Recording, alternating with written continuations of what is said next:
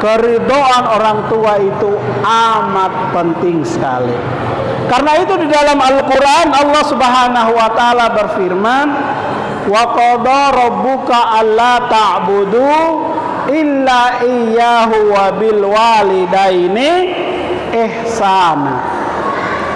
Imma yablughanna indakal kibara ahaduhuma aw kilahuma fala taqul lahumā uff wala tanharhuma wa qul lahumā qawlan karima. Wa qada rabbuka alla ta'budu illa iyyah, dan Rabbmu memerintahkan kepadamu alla ta'budu illa iyyah, supaya kamu jangan menyembah kecuali kepada Allah. Wa bil walidaini ihsana, dan berbuat baiklah kepada kedua orang tuanya. Imma yablughanna indakal kibara ahaduhuma, apabila kedua orang tuamu atau salah satu dari kedua orang tuamu ada dalam pengasuhanmu hingga usia lanjut, apa yang harus kita perlakukan terhadap mereka? Wa qul lahumā qawlan karima, kita harus mengucapkan kepada mereka perkataan yang baik. Wala tanharhuma, tidak boleh membentak keduanya. Mengatakan perkataan saja tidak boleh. Nah, anak-anak sekalian yang dirahmati oleh Allah, jadi itu pelajaran yang pertama yang kita petik dari kisah hidup Rasulullah Sallallahu Alaihi Wasallam. Rasulullah Sallallahu Alaihi Wasallam sejak kecil itu terbiasa bekerja keras, membantu pamannya, mengembalakan kambing, mengembalakan ternak, bekerja keras. Jadi pelajaran yang kedua yang kita petik dari kisah hidup Rasulullah Sallallahu Alaihi Wasallam adalah Rasulullah itu datang dari latar belakang keluarga yang ekonominya pas-pasan. Apalagi bapaknya sudah meninggal, ibunya baru usia 6 tahun meninggal, diasuh oleh kakeknya baru 2 tahun meninggal, lalu oleh pamannya. Pamannya sangat sayang kepada Nabi, tapi ekonominya pas-pasan. Nah, karena pas-pasan itulah Nabi mulai bekerja keras sejak kecil untuk membantu pamannya. Hingga satu ketika pamannya ini mau pergi berdagang ke negeri Syam. Negeri Syam itu sekarang namanya apa? Ada yang tahu? Angkat tangan. Yang laki-laki, coba ke depan. Boleh pakai mic itu. Ya, sebut nama, asal sekolah ya. Nama saya Mutawakil, saya dari Salawati. Namanya siapa? Mutawakil. Mutawakil, masya Allah ya. Dari SMA Gupi Salawati. SMA Gupi Salawati. Oh, SMA Gupi Salawati. Oke, jawabannya Surya. Kira-kira jawabannya betul apa salah? Jawabannya betul. Ada hadiahnya.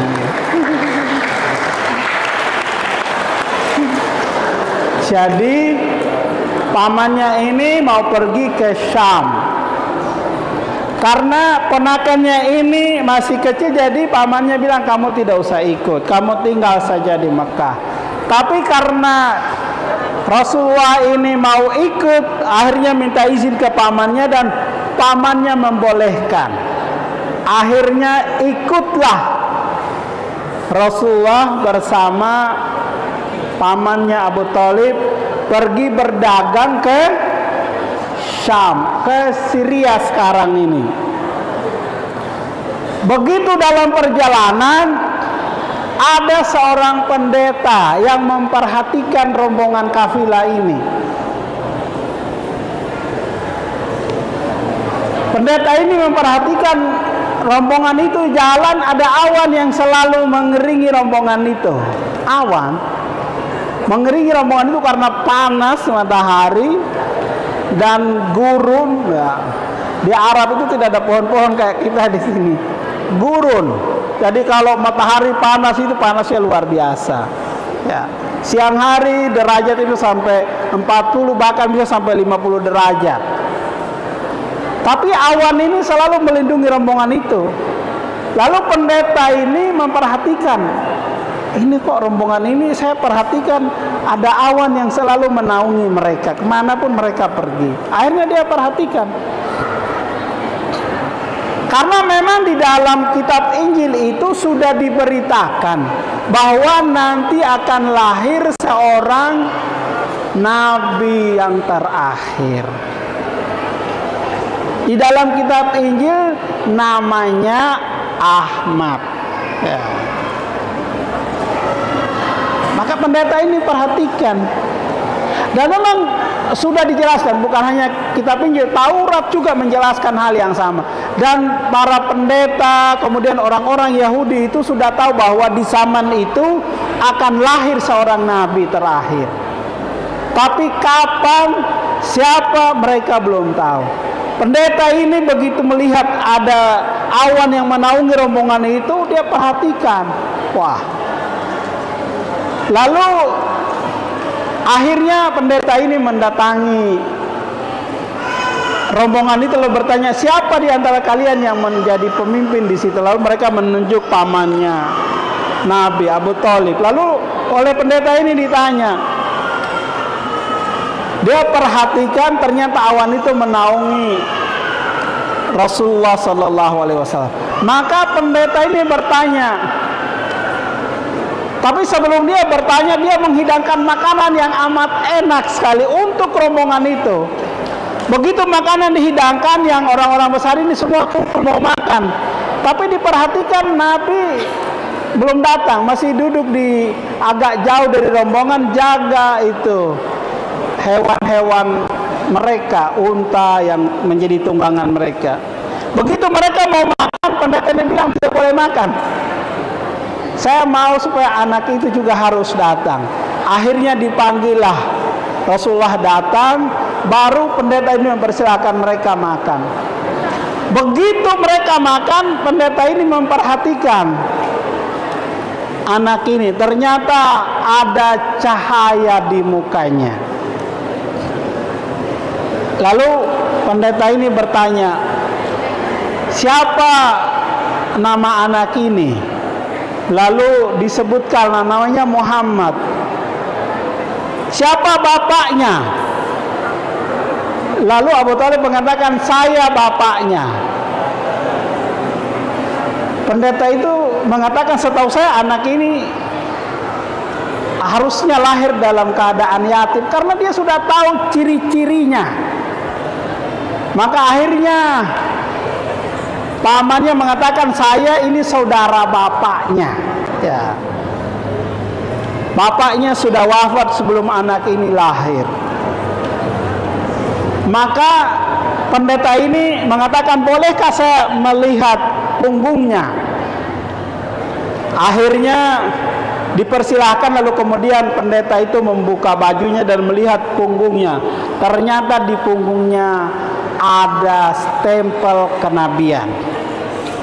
Begitu melihat itu, tahulah pendeta ini bahwa inilah nabi yang akan diutus. Karena itu Pak pendeta ini menasehati kepada pamannya Abu Thalib untuk kalau boleh tidak meneruskan perjalanan. Kalau boleh anak ini dikembalikan ke Mekah.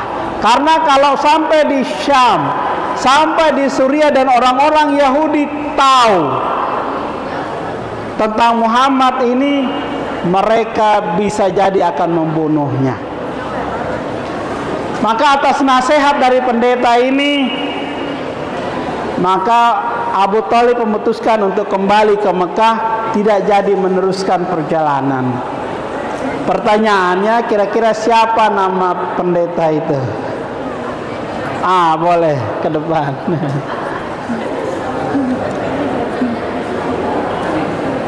Sebut nama, ya.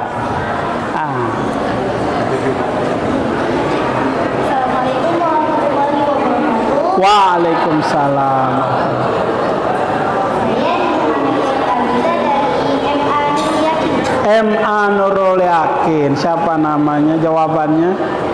Buhaira. Namanya Buhaira. Kira-kira jawabannya benar apa salah? Iya, jawabannya benar. Jadi ada hadiahnya. Ya. Akhirnya Rasulullah tumbuh dewasa dan kemudian semakin cekatan untuk mengembangkan bisnis, dan dia dibantu oleh seorang janda kaya raya ketika itu di kota Mekah. Ini pertanyaan untuk yang laki-laki. Siapa janda yang membantu perdagangan Nabi? Boleh ke depan.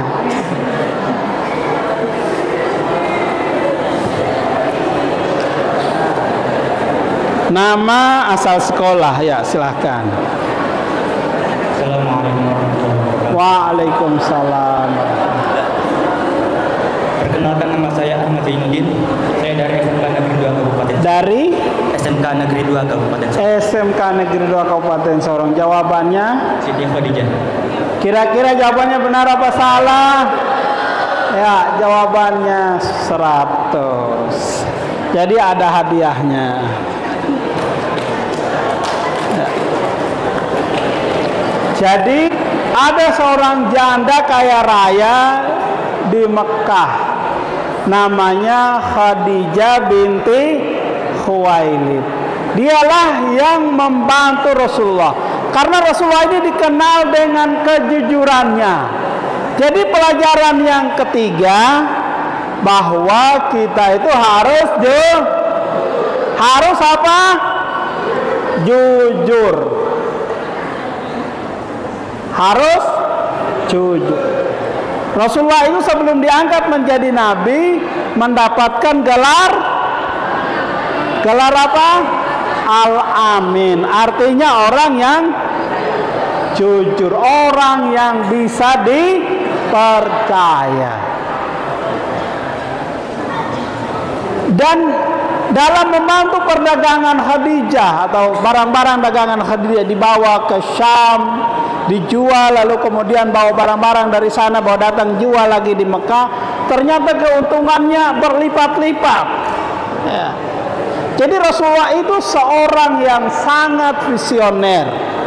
Sejak kecil membantu pamannya mengurus gembala, ternak, tetapi begitu dia tumbuh dewasa, dia menjadi seorang pebisnis dan sangat sukses bisnisnya itu.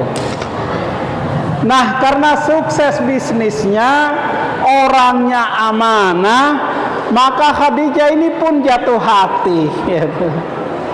Jatuh hati kepada Rasulullah. Akhirnya diajukanlah lamaran dan diterima lamarannya itu. Maka menikahlah Khadijah dengan Rasulullah Sallallahu Alaihi Wasallam. Nabi ketika itu berapa tahun? Berapa tahun waktu menikah?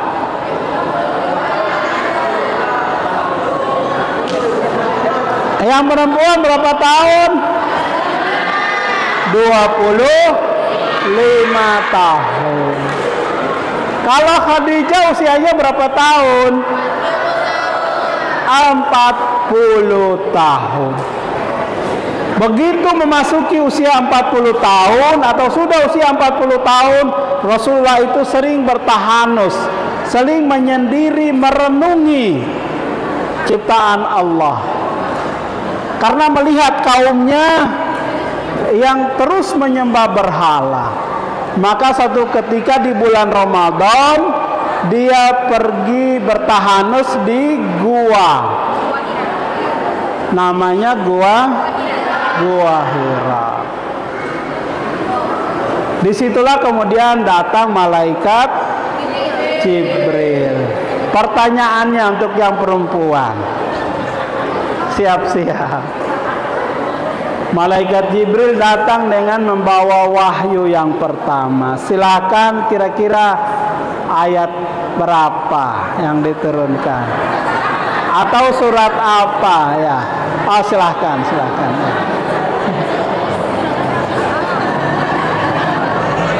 Ya, Mike ya. Oke.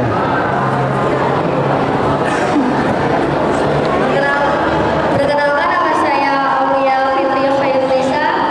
Saya dari SMA 5 Kabupaten Sorong. SMA 5 Kabupaten Sorong. Ya, silakan jawabannya. Surat Al-Alaq 1 sampai 5. Surat Al-Alaq ayat 1 sampai 5. Jawabannya benar apa salah? Benar. Ya, jadi ada hadiahnya.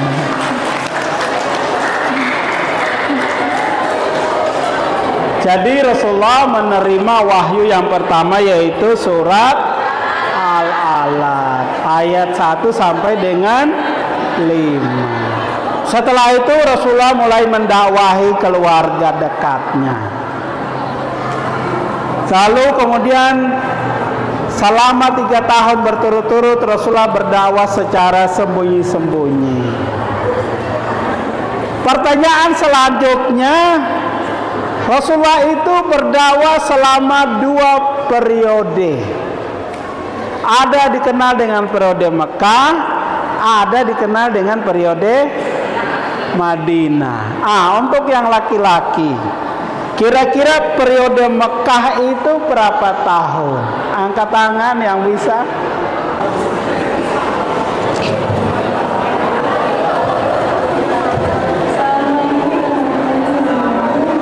Waalaikumsalam warahmatullahi wabarakatuh. Ya. Periode kedua di Madinah selama 10 tahun. Jawabannya benar apa salah? Benar. Jadi ada hadiahnya. Ya. Nah, anak-anak sekalian yang dirahmati oleh Allah, jadi Rasulullah itu hidupnya tidak ada yang terlewati. Semua hidupnya seakan sudah tertata, terjadwal.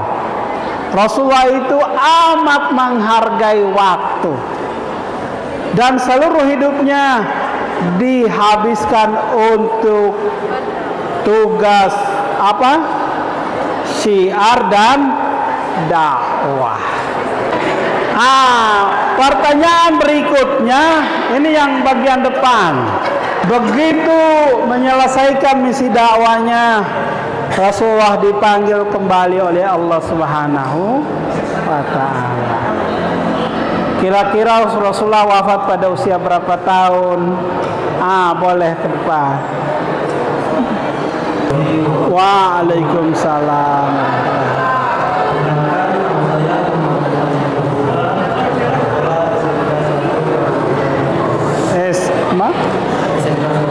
SMA 1 Kabupaten Sorong. Jawabannya berapa tahun?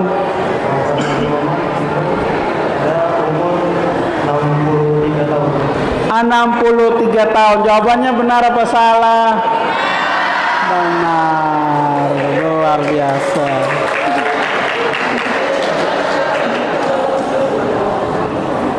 Ada 3 hikmah yang bisa kita petik dari perjalanan hidup Rasulullah Sallallahu Alaihi Wasallam. Seperti ayat yang tadi dibacakan, laqad kana fi rasulillahi uswatun hasanah. Sungguh pada diri Rasulullah itu terdapat uswatun hasanah, suri teladan yang baik. Artinya apa Anda sekalian? Kalau kita mau menjadikan seseorang sebagai panutan kita, jangan jadikan artis-artis sebagai panutan. Apalagi yang suka nonton itu drakor itu. Ada yang suka nonton drakor. Jangan jadikan artis-artis itu sebagai panutan. Apalagi kalau yang perempuan pakaiannya nggak karu-karuan. Masa yang begitu mau dijadikan panutan? Apakah mau ditiru cara berpakaiannya? Atau cara makannya? Atau pergaulannya? Jadi kita harus menjadikan Rasulullah sebagai uswatun hasanah. Karena Rasulullah itu teladan bagi umat manusia dan Rasul yang terakhir yang akan memberikan syafaat kepada kita nanti kelak di yaumul kiamat.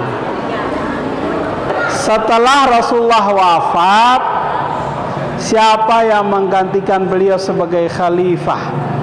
Angkat tangan. Boleh nih.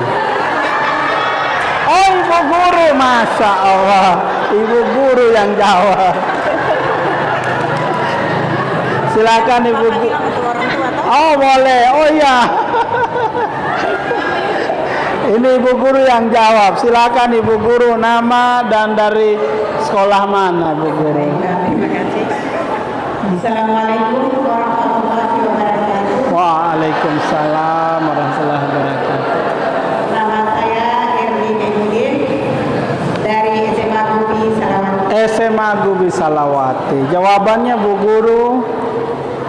Jadi dari pertanyaan Bapak Wakil Gubernur tadi, yang menggantikan Rasulullah SAW setelah meninggal ada 4 khulafaur rasyidin. Ada 4 khulafaur rasyidin, masya Allah. Ya. Yang pertama Khalifah Abu Bakar As-Siddiq. Yang kedua Khalifah Umar bin Khattab. Yang ketiga Ali bin Abi Thalib. Yang ketiga Utsman bin Affan. Keempat. Jawabannya salah apa benar? Tepuk tangan untuk ibu guru. Ada hadiahnya. Terima kasih Bapak. Tepuk tangan yang meriah untuk kita semua. Ya, dengan demikian kira-kira kita cukupkan sampai di sini. Tausiahnya, insya Allah kalau ada kesempatan kita bisa bertemu lagi di lain waktu. Kurang lebihnya mohon dimaafkan. Billahi taufiq wal hidayah. Wassalamualaikum warahmatullahi wabarakatuh.